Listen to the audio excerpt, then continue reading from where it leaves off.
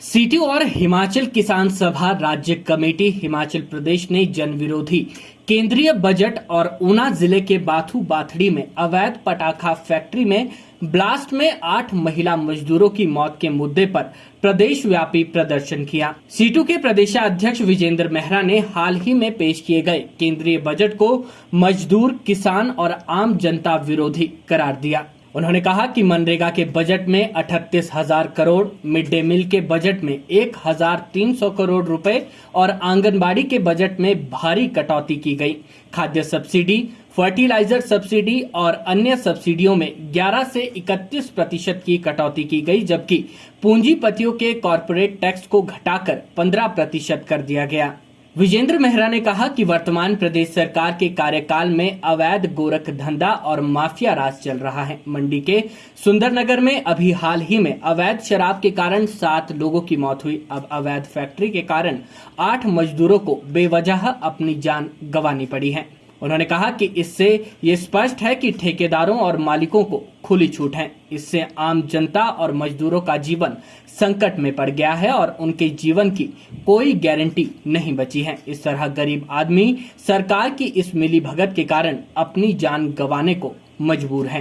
Situ Akhil Bharatiya किसान सभा और अखिल भारतीय खेत मजदूर यूनियन के आह्वान पर आज पूरे देश में जो अभी केंद्रीय बजट प्रस्तुत किया गया है, उसके अंदर जो मजदूरों, किसानों और कर्मचारियों और आम जनता के खिलाफ जो बजट के प्रावधान किए गए हैं, उसके खिलाफ पूरे देश के अंदर धरने प्रदर्शन किए जा रहे हैं। सीटू राज्य कमेटी हिमाचल प्रदेश ने एक और मुद्दा इसमें जोड़ दिया है। आपको मालूम होगा पिछले दिनों जो है ऊना के अंदर जिस तरीके से बाथू बाथड़ी में जो अवैध पटाखा फैक्ट्री थी, उसमें जो आग लगी और उसमें 6 महिलाओं की पहले मृत्यु हो चुकी थी। अभी ताजा आंकड़ा भी आया, 2 और लोग जो है उसमें उनकी मृत्यु हो गई है। तो 8 लोग उसमें जो है मौत का शिकार हुए हैं, 14 लोग गंभीर रूप से घायल हैं और दूसरे लोग भी घायल हैं। तो उस मुद्दे को भी साथ में जोड़ा है।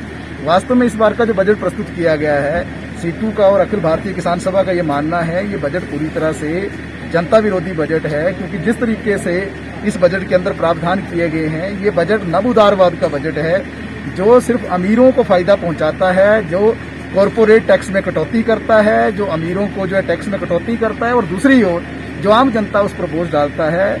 इस बजट में जिस तरीके से जो फर्टिलाइजर सब्सिडी है, जो फूड सब्सिडी है, जो और तरह तरह की सब्सिडीज हैं, उनमें कटौती की गई है। और इसके साथ साथ विशेष तौर पर जो सबसे हाशिए पर काम करने वाले लोग हैं, सबसे गरीब लोग हैं, जिसमें खास तौर पर जो आंगनबाड़ी है, मिड डे मील है और जो आम मजदूर है, उसको किसी भी तरीके से इसमें राहत नहीं मिली है। मनरेगा का जो बजट है वो 1,11,000 करोड़ रुपए से घटाकर जो है 73,000 करोड़ कर दिया गया है। जिसका मतलब ये है, ये 30% से ज्यादा कटौती है अपने आप में।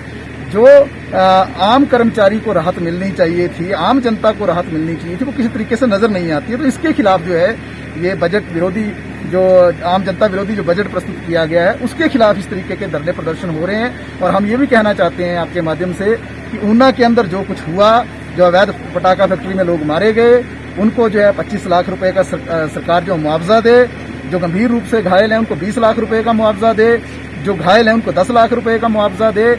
और जो श्रम अधिकारी हैं ऊना के और उद्योग विभाग के जो अधिकारी हैं, और इसके साथ साथ जो वहां पर जो प्रशासनिक अधिकारी हैं, जो फैक्ट्री के मालिक हैं, जो प्रबंधन है, इन तमाम पर जो मुकदमे दर्ज होने चाहिए, हत्या का मुकदमा दर्ज होना चाहिए, उनकी गिरफ्तारी होनी चाहिए।